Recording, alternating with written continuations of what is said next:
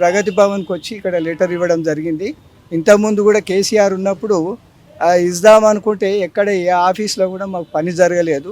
ఆయన farm house కూడా రానివ్వలేదు. గజ్వేల్లో కూడా ఒక లీడర్ అంటూ లేడు. చెప్పుకుందామంటే ఈయన నాయకుడు లేడు. ఇవాళ రేవంత్ రెడ్డి గారి ప్రభుత్వం వచ్చింది. ఇది ఒక శుభ పరిణామము. ఈ ప్రగతి భవన్లో ఈ అప్లికేషన్ తీసుకుంటుందంటే మాకు ఎంతో సంతోషము. కనీసం ఒక ప్రజలకు న్యాయం జరుగుతుందని ఒక ఆశ ఏర్పడ్డది ఈరోజు. కాబట్టి దయచేసి ముఖ్యమంత్రి గారిని మేము విన్నపించుకునేది ఏంటంటే, ప్రజలు చాలా అవస్థలు పడ్డారు కేసీఆర్ ప్రభుత్వంలో.